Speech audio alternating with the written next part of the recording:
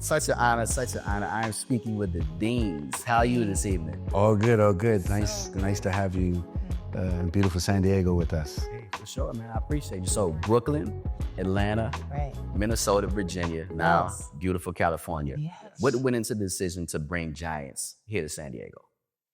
Well, this is the only West Coast stop for Giants. So far, who knows the future, but as of right now. That's true. You never know. But at this point on the schedule, there's not another West Coast stop. And it's a really great, I think it's a wonderful place for it to come because it's such in proximity. There's so many places. You can be in Orange County, you can be in LA, you can be in Mexico, you can be here. You know, you could take a day trip here. So, you know, it's a schedule thing depending on kind of how the different institutions, like what they have on the calendar. And so it worked out that this was perfect. And we're so happy that it's here. It's such an amazing, we want to open the doors to the whole community all across. And it's special. Because I'm based in Atlanta too, so I was able to see the exhibition opening there. That was and it's kind of cool to see the energy that y'all brought to Atlanta and now the different energy in San Diego. Yeah, what did you feel? What do you feel so far is different without the doors being open yet? So I was able to do the preview and the color palette.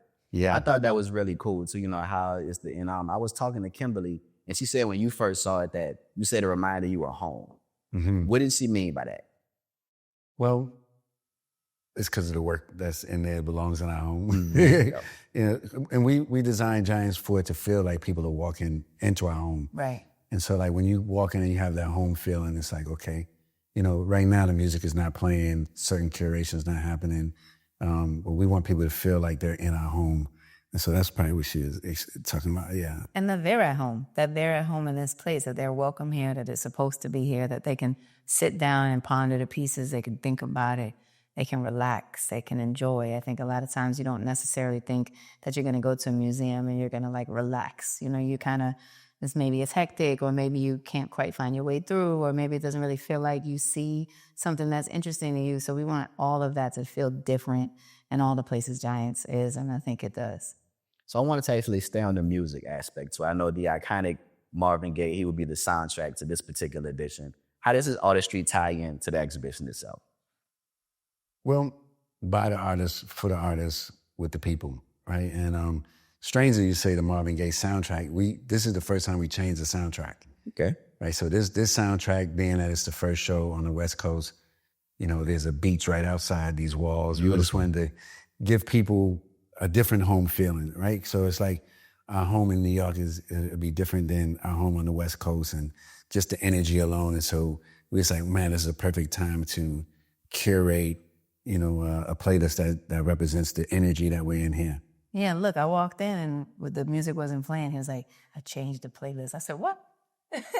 He's like, yeah, switched it up. I was like, okay. And she said, without me? I did not. No, she said, you didn't tell me that. She said something like that. I got in like a little bit of trouble over this. So actually, I saw y'all when y'all walking in earlier too. And I want to talk to you, Alicia, about your reaction to that huge Michelin Thomas piece. Like, your energy was just infectious. Talk to me about why that piece was so important to incorporate to the Dean collection. You know, I wanna say that first of all, today was literally the first day that I saw that new Michelin Thomas piece. This is the first time anyone is gonna see the piece. It hasn't been in any other Giants exhibition, so it's very exciting. And interestingly, when we opened in Brooklyn, this Maleko piece that's right behind us is the piece that brought me to tears, because I couldn't believe that the way that Maleko shows is you have to show the entire 30-something panels. Yes, you can't One break painting. it up. And that was his vision. And can you imagine to have a vision so strong that you knew exactly what you wanted to paint for 30 panels and they have to stay together? I mean, it's just like another level. And so I just remember that took me to a whole place, and just realizing that it was real, that all the work that it takes to get to this point in any number of ways for all of our lives, it accumulated in that moment with Maleko. Today, being able to see Michelin Thomas in that same way is another kind of milestone for us, because when, you know, Swizz found this piece and he said, like, this feels really important for us. And ultimately, that piece upstairs, we like to equate it to Micheline's first song. So when we think of our first songs, this is the reason why Giants is so special, because when he says by the artists, for the artists, with the people, it's like there is a connection that we have together with the artists because we're all artists.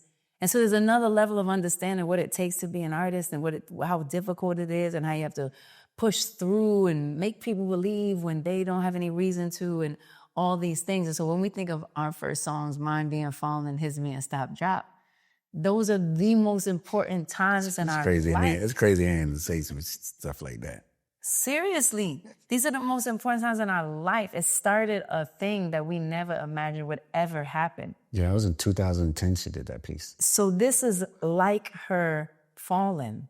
This is like her Stop Drop. And so this is why we can connect so deeply to it, because we understand all the things it took to get to that point, and now it being on that wall looking so beautiful. And like, how crazy is it that she knew exactly who she was all the way then?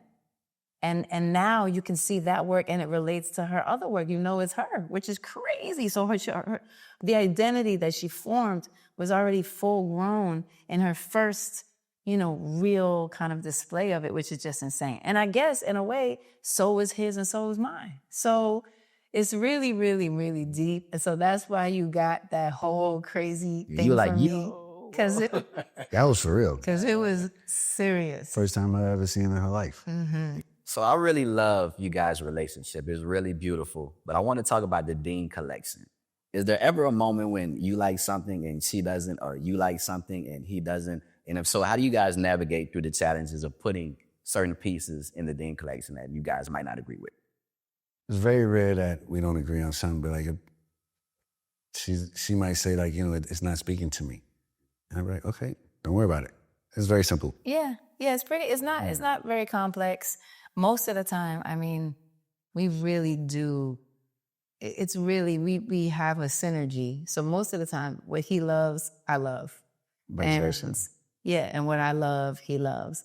And he, this is something that he really leads, because he has this innate instinctual kind of understanding of like a number of things. What's working, what's coming, why is something special?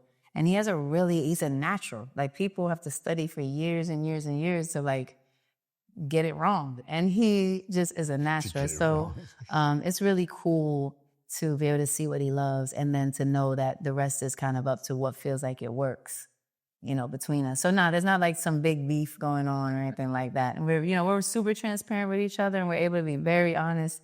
That's how we go with everything. So it's not like, it's easy. So it's a lot of amazing pieces in this collection, but the one that spoke to me the most, there's a Barkley Hendricks upstairs. The landscape? Yes, and when I think about him, I think of portraiture. Right. So I wanted to ask you, what about that particular piece, drew you the most to it, and why you wanted to put that into the collection?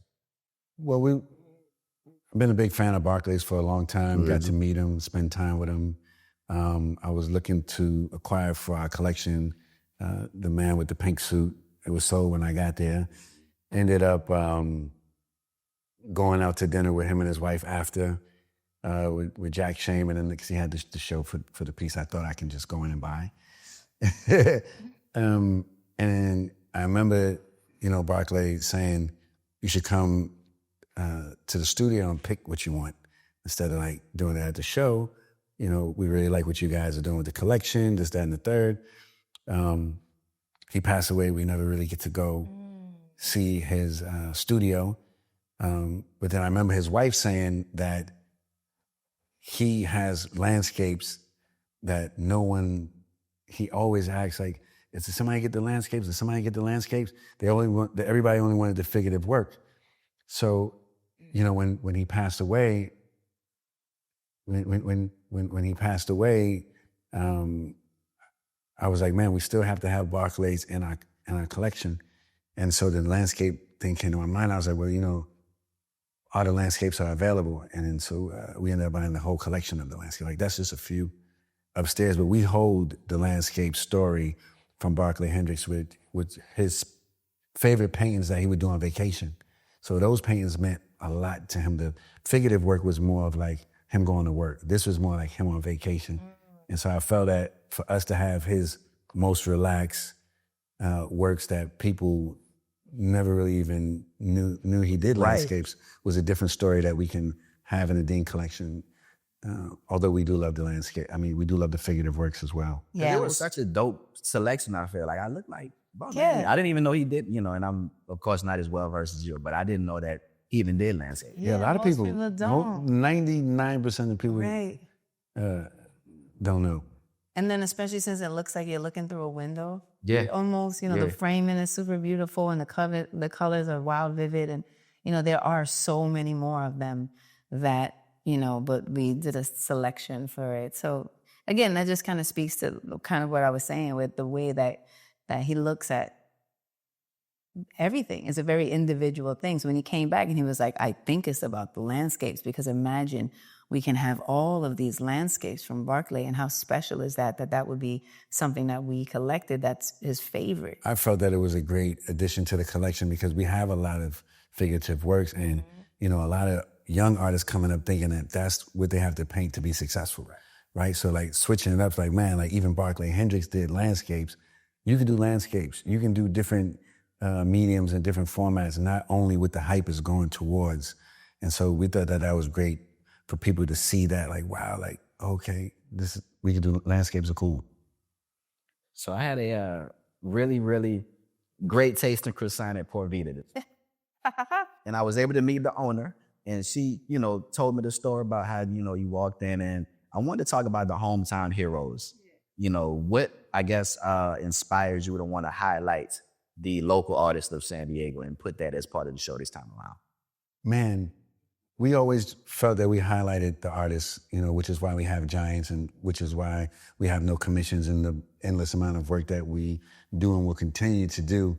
But going to that show in Barrio Logan and seeing it in a coffee shop and just feeling the energy. Point Lil. Yeah, and it was just like, I was like, man, like all of these photography works are amazing, and just instantly wanted to support them and have, you know, their works in the Dean collection. Then 2 or 3 days later, I started getting texts, phone calls, and I realized that one move right there was touching so many people.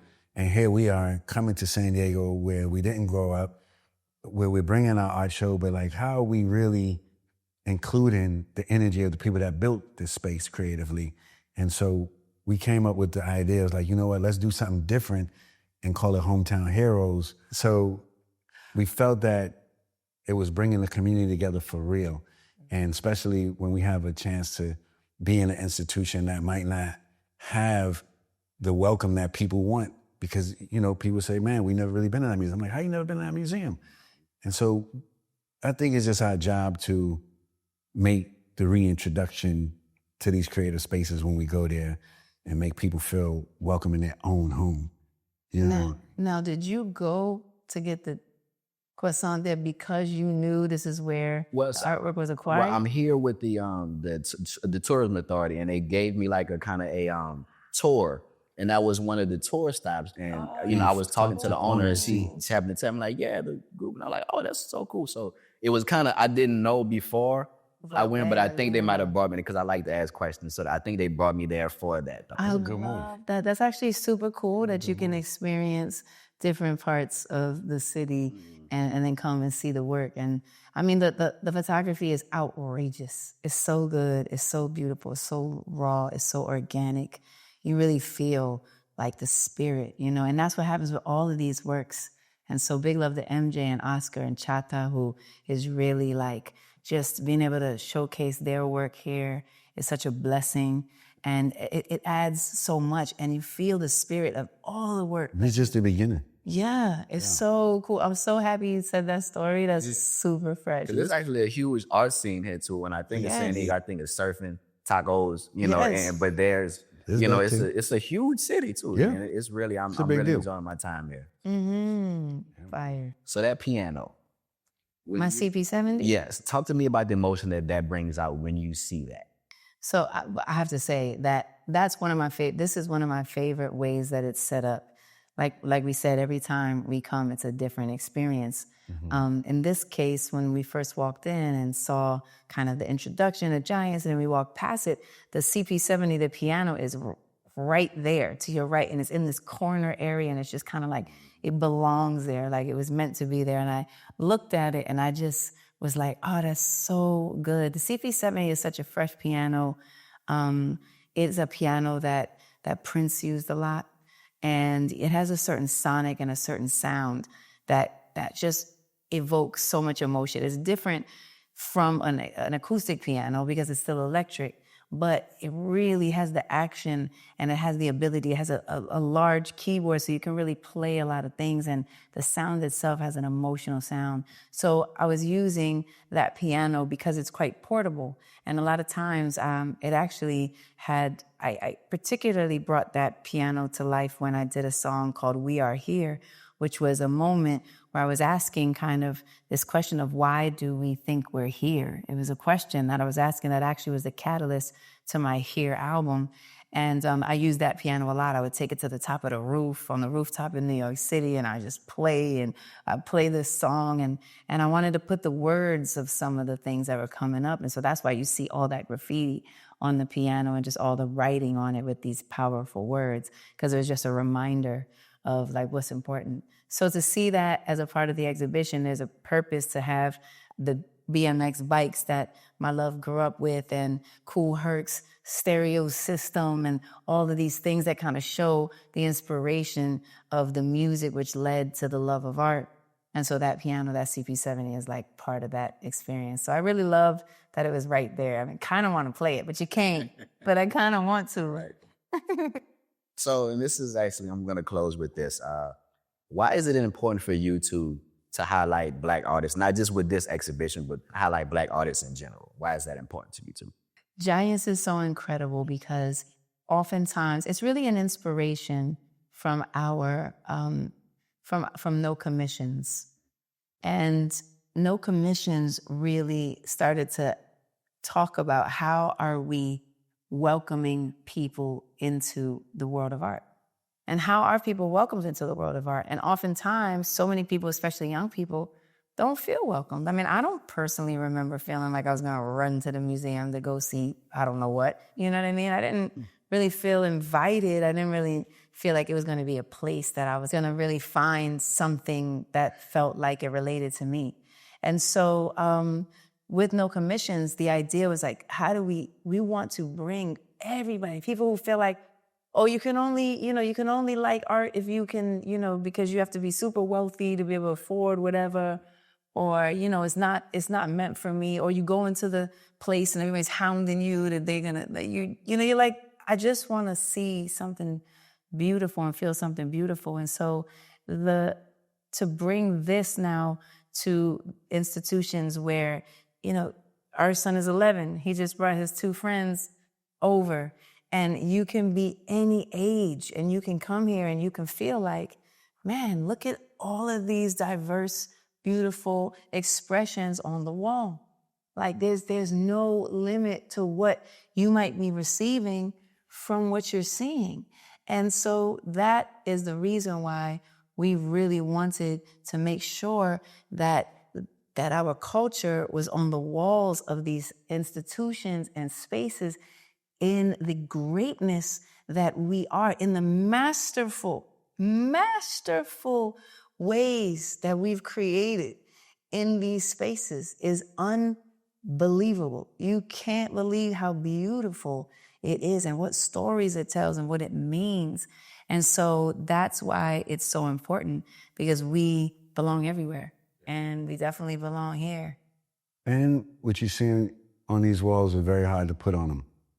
We had to fight for, almost 80% of the art that's on these walls to be on these walls in our collection. So, it looks easy, but we had to come through the door in a different type of way. And thank God that the artists who are our family members fought for us, and the community fought for us to have these masterpieces in the shows, because, usually they only want these shows to go to certain collectors, which we were on that particular list, or certain museums. And so our answer was like, okay, well, let's put the artists on all the goddamn museums, since the reason why us not reason why we can't get work is because it's going to a museum. So it's like, okay, well, let's put it in all the museums, right? And so that was our little thing. But it's more of an educational piece, and it's also an entry point for people that love art and want to express themselves, but they have no reference points of what the end goal is, or what's the entry point or the exit strategy for it. And so like we hope that the youth come here and get motivated and say, you know what, I'm gonna be on those walls and bigger ones. You know, so that's the goal. Swizz, Alicia, I appreciate y'all. Congratulations and thank you for talking to me. I You appreciate it. too. Thank you. Yes. Fire. My man. So good. Thank That y'all. was great. Thank you guys. I really appreciate you.